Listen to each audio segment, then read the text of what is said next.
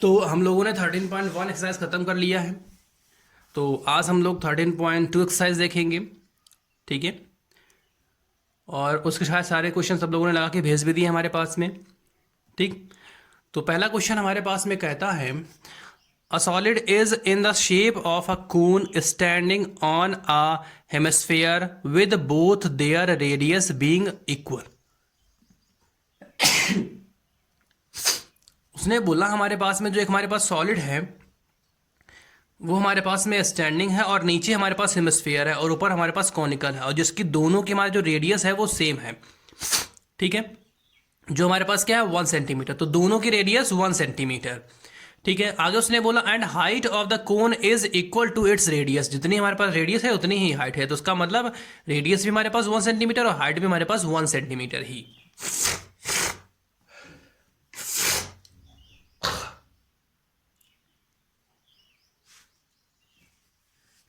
ठीक है।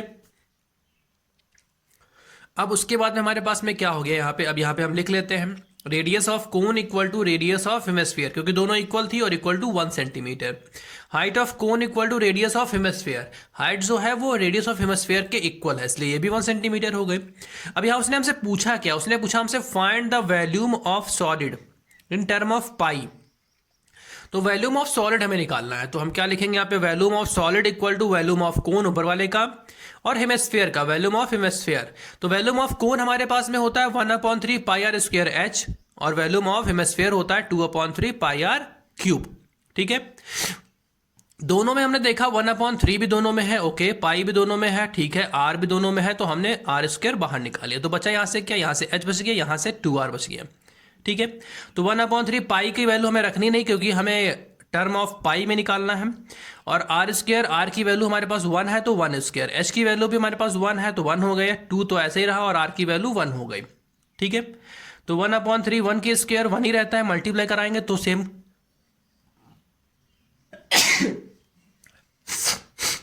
रहता है, कोई फर्क पड़ता नहीं है, ठीक है। तो यहाँ पे पाई ही रह गया, ये 1 है, 2 1 2 हो गया हमारे पास, तो 1 और 2 हमारे पास 3 हो गया।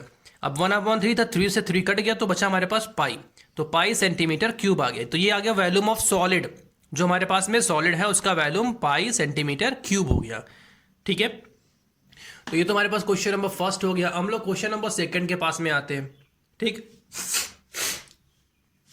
तो क्वेश्चन नंबर सेकंड हमारे पास में क्या कहता है, Rachel, an engineering student, was asked to make a model shape like a cylinder with 2 cones attached at its 2 ends। उसने बोला बीच में सिलेंडर है और दोनों तरफ 2 कोन अटैच है, ठीक है।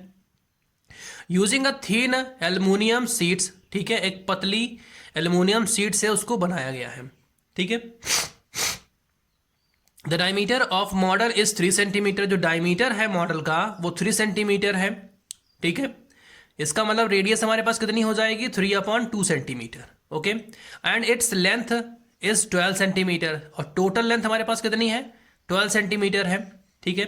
If each cone has height 2 centimetre, जो कोन है उसकी हाइट हमारे पास कितनी है 2 है, तो इधर भी 2 हमारे पास हो जाएगी। जब ये 2 हो गया, ये 2 हो गया तो 4 हो गया, 12 में से 4 को माइनस कराएंगे तो 8 निकल के आता है, तो यहां से यहां तक कितनी आ जाएगी 8 हमारे पास आ जाएगी। तो हमें निकालना है कि find the volume of air contain in the model that Rachel made. अब उसने बोला कितनी एयर इसमें कंटेन हो जाएगी, तो इसका मतलब मुझे वैल्यूम निकालना है, ठीक है।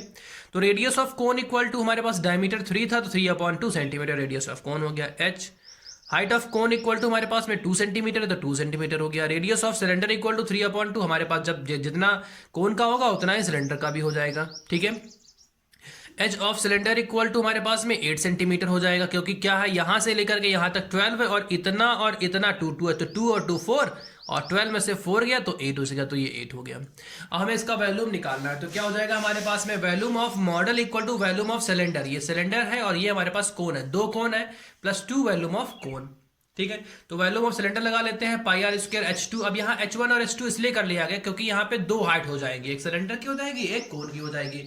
तो सिलेंडर की हाइट हम लोगों ने कर लिया यहाँ पे H2 और कोन की हाइट हम लोगों ने यहाँ पे कर लिया H1, ठीक है। अब दोनों में देखा हमारे पास पाई दोनों में सेम है, इसलिए हमने पाई आर स्क्वायर दोनों में से कॉमन निकाल लिया यहाँ पे। तो यहाँ से हमारे पास में क्या बचा, हमारे पास में यहाँ से हमारे पास में H2 बच गया और यहाँ से हमारे पास में 2/3 H1 बच गया। ठीक है, H2 की वैल्यू हमारे पास 8 है, वो रख दिया हमने। R की वैल्यू 3/2 है, वो वैल्यू हम लोगों ने यहाँ पे रख दी। ठीक है, 2/3 ऐसे रह गया और H1 की वैल्यू हमारे पास 2 है। और जब इसको ओपन कराएंगे तो 3 का स्क्वायर हमारे पास 3 × 3 और 2 का स्क्वायर 4 हो गया। 2 से काट दिया इसको तो ये 11 और ये हमारे पास 2 बच गया। ठीक है, ये तो 8 ऐसे ही रहेगा। 2 2 जा 4 हो गया तो 4/3 हो गया। ठीक है, अब क्या हो गया हमारे पास में, तो 11 3 या 33 और क्रॉस 3 हो गया हमारे पास। 7 2 जा 14 हो गया। अब इसको जब एलसीएम लेंगे तो 3 एलसीएम, इसको 3 से मल्टीप्लाई करना पड़ेगा तो ये 24 हो जाएगा और ये +4 ऐसे ही रहेगा। इसको ब्रैकेट बंद कर लेते। ठीक है, अब क्या होगा, ये ऐड होने पर 28 हो जाएगा और ये हमारे पास 3 हो जाएगा। तो अब क्या करेंगे हम, 14 से 28 काट लेंगे। 14 2 जा 28, 3 1 जा 1 और 1 जा 1 मतलब 11, 11 2 जा 22 और 22 3 जा 66। तो हमारे पास इसका आंसर आ गया 66 सेंटीमीटर क्यूब उसमें हवा कंटेन हो जाएगी। ठीक है, कितनी हो जाएगी, हवा कंटेन हो जाएगी उसमें। ठीक, आगे हम चलते हैं क्वेश्चन नंबर 3 के पास में।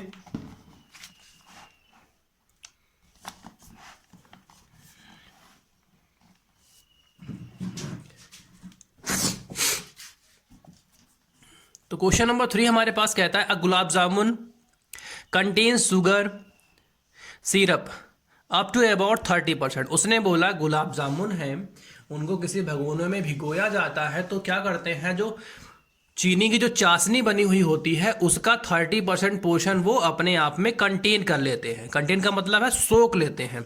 ठीक है, तो find the approximate how much syrup would be found in 45 gulab jamun. अब उसने बोला है कि 45 गुलाब जामुन के लिए कितना सिरप चाहिए होगा। Each shaped like cylinder with 2 hemisphere in with length 5 cm and diameter 2.8 cm।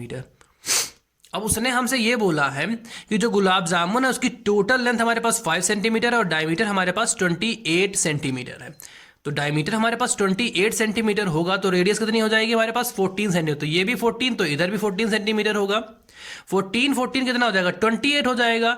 और अगर हम 5 में से 28 को माइनस करते हैं तो 2.2 आता है। तो हाइट ऑफ सिलेंडर हमारे पास 2.2 आ जाएगा। वो यहाँ पे लिखा गया है radius of cylinder equal to 2.8/2, काटेंगे तो 1.4 आ जाएगा। ठीक है, height of cylinder equal to 5 और ये रेडियस तो 2 क्रॉस 1.5 तो 5 माइनस 2.8, 5 में से 2.8 को माइनस कराएंगे तो 2.2 सेंटीमीटर आएगा। क्या, height of cylinder. Radius of hemisphere equal to 2.8/2 equal to काट दिया तो 1.4 सेंटीमीटर आ गया। अब जब इसका वैल्यूम निकालेंगे तो हमें लिखना पड़ेगा volume of cylinder plus 2 volume of hemisphere. तो यहाँ लिखेंगे volume of 1 gulab jamun equal to volume of cylinder plus 2 volume of hemisphere. ठीक है, तो वैल्यूम ऑफ सिलेंडर हमारे पास πr² h होता है और उसके बाद हमारे पास में वैल्यूम ऑफ हेमिस्फीयर हमारे पास 2/3 πr³ होता है। और 2 पहले से मल्टीप्लाई तो 2 यहाँ पे रहे, 2 2 जा 4 हो गया, 4/3 πr³। दोनों में देखा πr² हमारे पास कॉमन है तो πr² बाहर निकाल लिया तो यहाँ से h और यहाँ से 4/3 r बच गया हमारे पास में। ठीक है, अब पाई की वैल्यू 22/7 लगा ली, r की वैल्यू हमारे पास 1.4 थी तो r² है, 2 बार 1.4 लिख लिया। h हमारे पास 2.2 है, 4/3 ऐसे रहा और r की वैल्यू 1.4 रख ली। ठीक है, ठीक। अब यहां देखा 7 से हम 1.4 को काट सकते हैं तो हमारे पास कितना आ जाएगा 0.2। ठीक है, तो हमारे पास 0.2 हो जाएगा। अब उसके बाद हमारे पास में क्या हो गया, 0.2 हो गया। हमने काट लिया यहां से 0.2 हो गया। 0.2 से अगर हम 22 को मल्टीप्लाई करते हैं तो 4.4 आता है, क्रॉस 1.4। ठीक है, अब ये हमारे पास 2.2 हो जाएगा प्लस 4 से